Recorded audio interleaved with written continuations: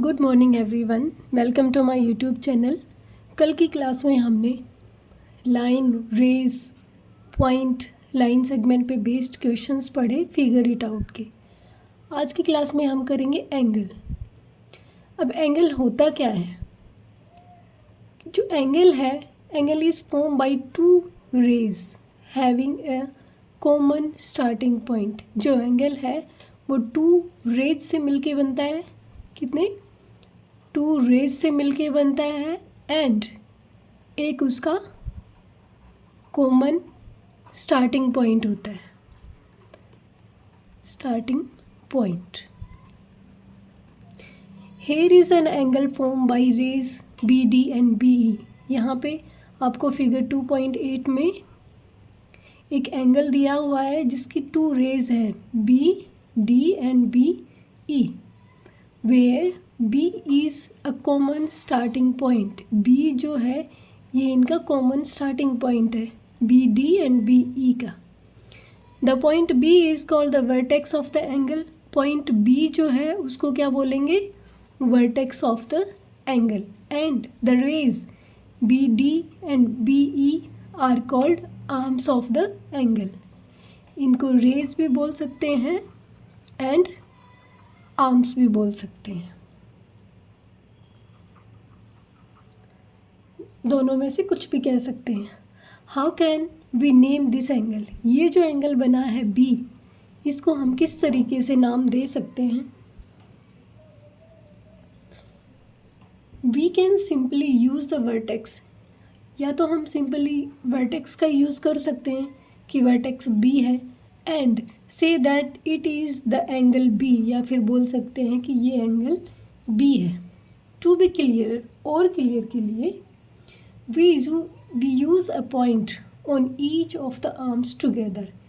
हम एक पॉइंट का यूज़ करेंगे with the vertex to the name of the angles। In this case we name the angle as angle DBE या फिर angle EBD। इन दोनों में से कुछ भी नाम इसका लिख सकते हैं हम। The word angle can be replaced by the symbol। Angle को हम एंगल लिखने की बजाय इसका एक सिंबल है, एंगल को एंगल लिखने की बजाय ये सिंबल इसका हम यूज़ करेंगे। That is angle D B E या फिर angle E B D. Angle लिखने की बजाय हम इस सिंबल का यूज़ करेंगे। Note that it is specifying the angle the vertex is always written as the middle letter. Vertex, ये ध्यान रहे कि जो वर्टेक्स है हमारा उसको हम मिडल में लिखेंगे हमेशा। इसको हम, ये जो डायग्राम बना हुआ है इसके दो एंगल्स आए हैं, एंगल डी बी ई या आप कह सकते हो एंगल ई बी डी। और हमें ये ध्यान रखना है कि जो वर्टेक्स या जो एंगल उसको हम हमेशा मिडल में लिखेंगे। अगर आपने बी डी ई लिखा इसका मतलब ये गलत हो जाएगा, इसका जो वर्टेक्स है वो डी मान लिया जाएगा, लेकिन यहाँ पे तो वर्टेक्स बी है, इसलिए वर्टेक्स का ध्यान रखेंगे और मिडल में लिखेंगे। To indicate an angle we use a small curve at the vertex. Angle को इंडिकेट करने के लिए हम वर्टेक्स पे एक स्मॉल कर्व बनाएंगे। कैसे? ये जो एंगल, इस तरीके से एक स्मॉल कर्व बनाएंगे हम एंगल को इंडिकेट करने के लिए। Vidya has just open her book. ये एक लड़की है जिसने अपनी बुक को ओपन किया है। Let us observe her opening cover of the book in different sceneries. यहाँ इसने डिफरेंट तरीके से बुक को ओपन किया है। सबसे पहले इसने थोड़ा सा खोला है, ये कोई एंगल बना, उसके बाद इसने बुक को और ओपन कर दिया तो ये एंगल बन गया, उसके बाद इसने बुक पूरी खोल के रखी है। नेक्स्ट इसने बुक को हाथ में लिया और एंगल बड़ा बना दिया, फिर उससे ज़्यादा, और फिर बिल्कुल 360 डिग्री बना दिया। अब do you see angles being made in each of these cases? क्या आपने नोट किया कि जो एंगल इन सभी केसेस में बन रहा है, can you mark there arms and vertex. क्या तुम मार्क कर सकते हो इसकी आर्म्स को एंड वर्टेक्स को? अभी देखते हैं। ये जो बुक है इसमें फर्स्ट में जो इसकी आर्म्स हैं तो ये वाली 2 आर्म्स बनी और इसका वर्टेक्स बना वो ये वाला बना।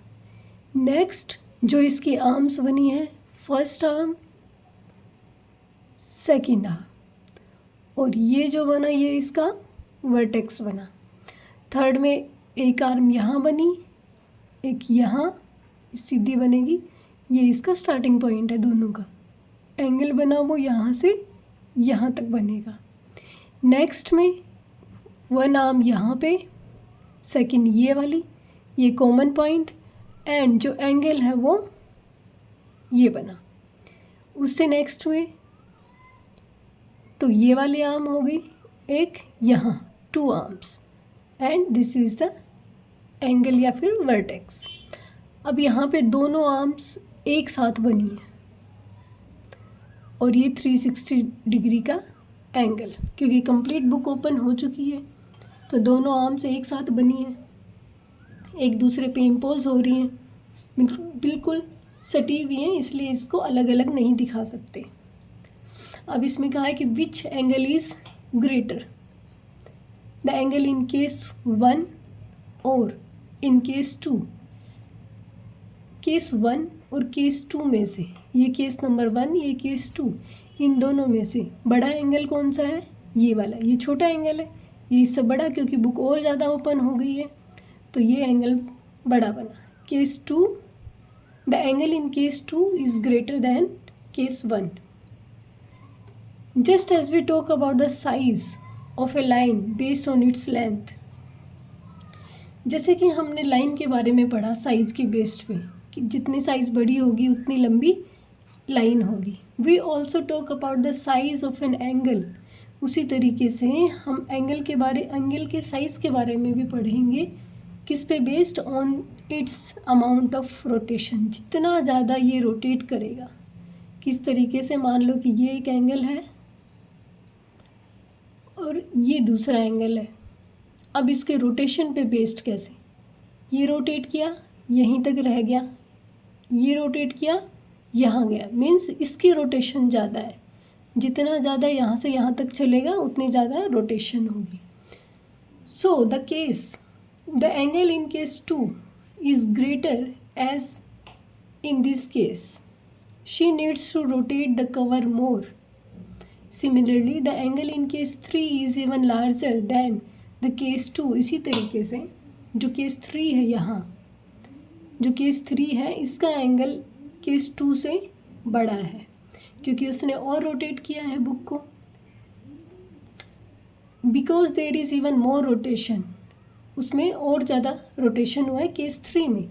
And case 4, 5, 6 are successively larger angles with more and more rotation. और केस 4, 5, 6 में और भी ज़्यादा बड़े एंगल्स बने हैं because of more and more rotation.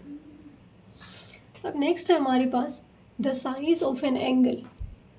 Angle का साइज कैसे मेज़र करेंगे? The size of an angle is the amount of rotation, कितनी अमाउंट में रोटेशन हुआ है, या फिर टर्न बोल सकते हैं कि कितना टर्न हुआ है, that is needed about the vertex to move the first ray to the second रे।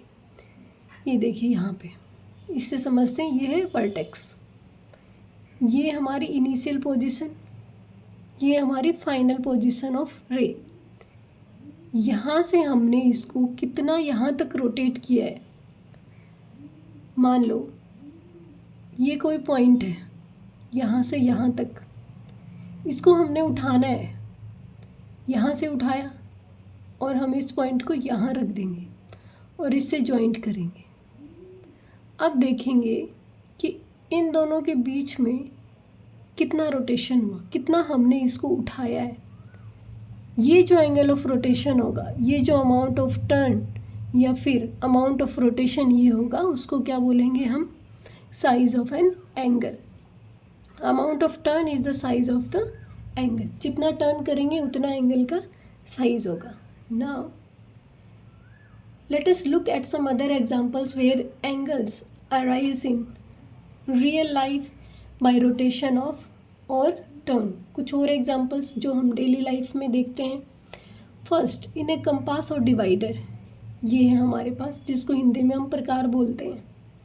कंपास या divider, we turn the arms to form an angle. हमें इसकी आर्म्स, एक तो ये वाली आर्म, एक ये वाली, इसको हम रोटेट करेंगे एंगल को फाइंड आउट करने के लिए. The vertex is the point where the two arms are joint. ये इसका वर्टेक्स है जहाँ पे ये दोनों आर्म्स जॉइंट है. Identify the arms and vertex of the angle.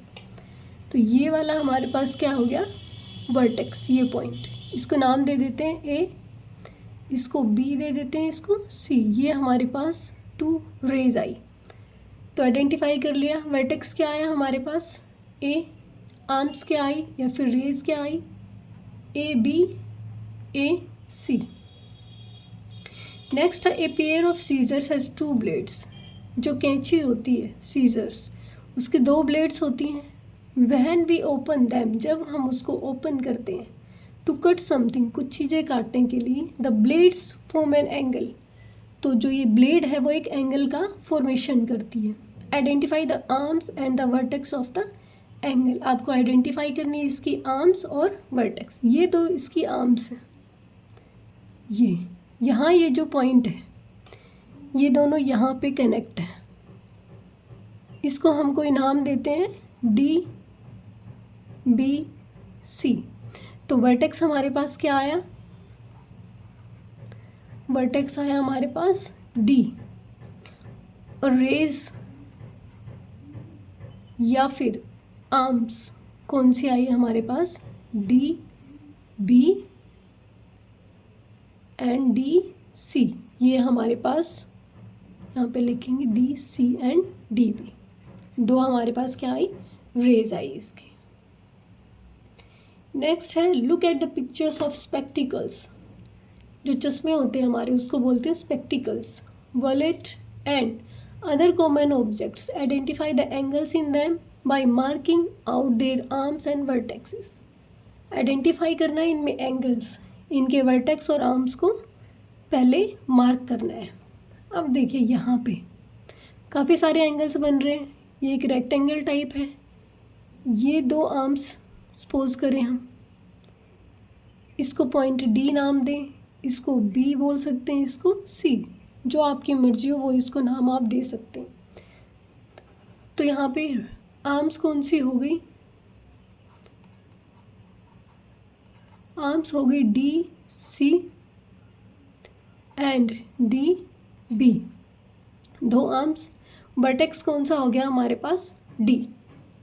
आप ये भी कर सकते हैं, यहाँ से ये भी पॉइंट है, एक वर्टेक्स यहाँ भी बना, या फिर यहाँ से ये वर्टेक्स बना सकते हैं, ये वर्टेक्स, जो आपकी मर्जी वो बना सकते हैं. अब ये वॉलेट है, एक आर्म, दूसरी आर्म, ये पॉइंट बी, ये पॉइंट ए, ये पॉइंट सी.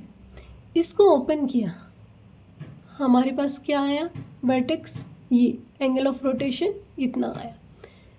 एंगल क्या आया हमारे पास, बी, वर्टेक्स बी. आर्म्स कौन सी आई, जिसको हमने नाम दिया बी सी एंड बी ए. दो आर्म्स आई. ये स्टेपलर हमारे पास, इसकी दो आर्म्स, एक दो. इसको भी हम कोई भी नाम दे सकते हैं, बी ए सी. वर्टेक्स कौन सा आया,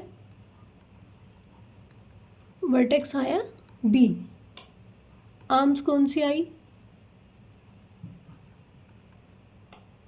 बी ए बी सी. दो आर्म्स हमारे पास आई.